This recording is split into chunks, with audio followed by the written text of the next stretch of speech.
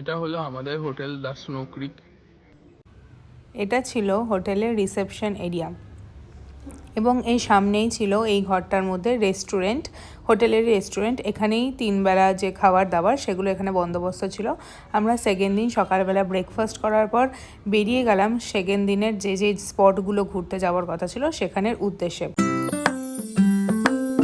প্রথমেই আমরা চলে গিয়েছিলাম মান্দাসুরু ট্যুরিস্ট প্লেসে। এখানে খুব সুন্দর একটা ভিউ উপভোগ করা যায়, সেটাই তোমাদের সাথে শেয়ার করব।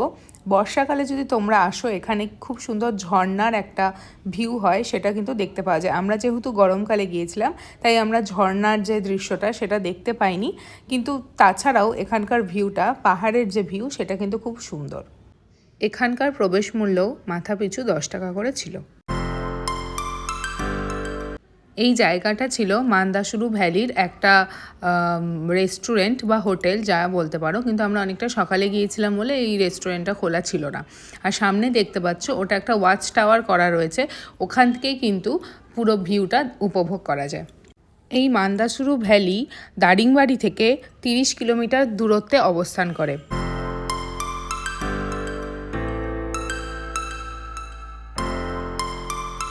ওয়াচ টাওয়ারে ফার্স্ট ফ্লোরে উঠলে তোমরা দেখতে পাবে এরকম সুন্দর একটা ভিউ। এখানে যে ভিউটা তোমরা দেখতে পাচ্ছ এটা ওয়াচ টাওয়ারে ফার্স্ট ফ্লোর থেকে ভিউ। এখানে যে গাছগুলো দেখতে পাচ্ছ প্রত্যেকটাই আর্দ্র পর্ণমোচী বৃক্ষ। ওয়াচ টাওয়ারের ফার্স্ট ফ্লোরে এরকম সুন্দর বসার জায়গা করা রয়েছে, যেখান থেকে বসে বসেই সবাই কিন্তু পাহাড়ের দৃশ্য উপভোগ করতে পারবে। বর্ষাকালে তোমরা এলে এই দৃশ্য আরও বেশি সুন্দর লাগবে, কারণ পাহাড়ে গা বেয়ে তখন ঝর্ণার যে দৃশ্য তা দেখা যায়। এরপর আমরা চলে গেলাম এই ওয়াচ টাওয়ারেরই টপ ফ্লোরে, যেখান থেকে কিন্তু এত সুন্দর লাগছে ভিউটা, দেখো তোমরা।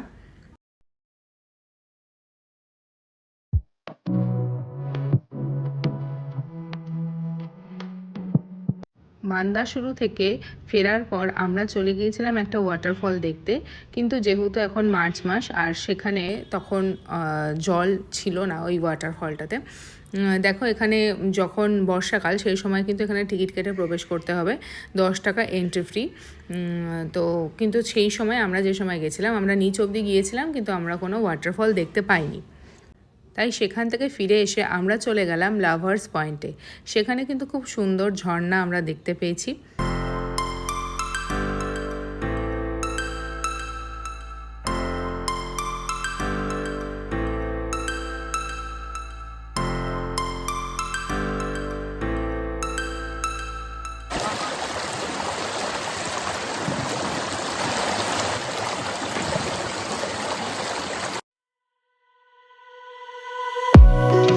এরপর আমরা চলে গিয়েছিলাম এমু পার্কে।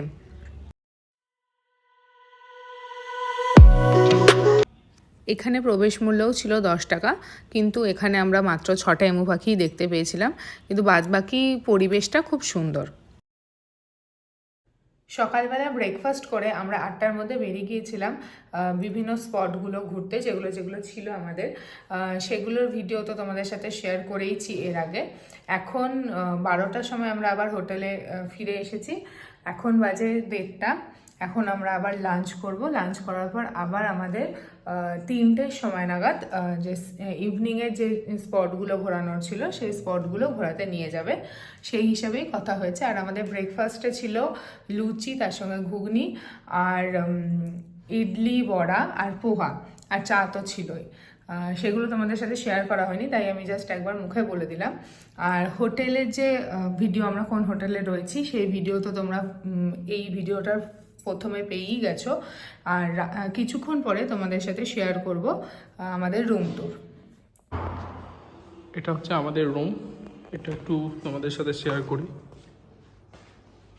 জল, টিভি, চা করার সরঞ্জাম সবই দেওয়া হচ্ছে। বেডটা বিশাল বড়, 3 জন শোয়া যাবে। এখানে জল রাখার জায়গা, মানে বেড সাইড টেবিল একটা, চার্জিং পড। এখানে তোমরা রুমে বসে খাওয়া দাওয়ার জন্য এরকম একটা সিস্টেম আছে, ওয়ার্ড্রোব আছে বড়। আর বাথরুমটা যথেষ্ট বড়, গিজারেরও সিস্টেম আছে। এটা ছিল আমাদের সেকেন্ড দিনের লাঞ্চ। এটা কিন্তু প্যাকেজের মধ্যেই ইনক্লুডেড ছিল। আমাদের জন্য এখানে বিশেষভাবে শালু পাতায় এখানে খাবারগুলো অ্যারেঞ্জ করা হয়েছিল।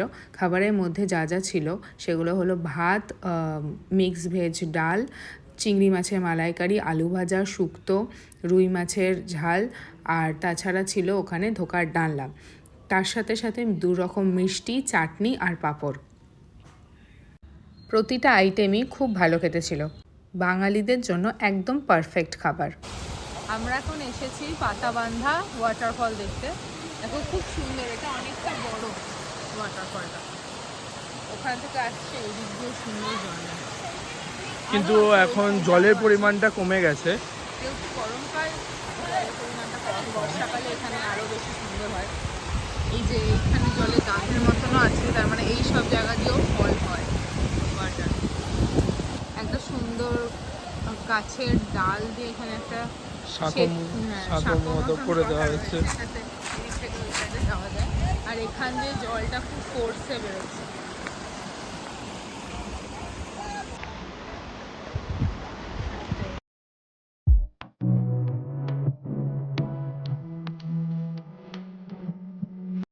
এরপর আমরা চলে গিয়েছিলাম কফি গার্ডেনে। সেখানে কফি গাছের পাশাপাশি প্রচুর গোলমরিচের গাছও ছিল।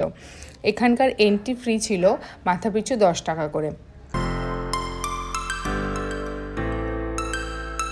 এটা ছিল একটা কফি গাছ, আর এখানে গাছের মধ্যে সুন্দর একটা কফির যে গাছের যে ফুল সেটা কিন্তু রয়েছে।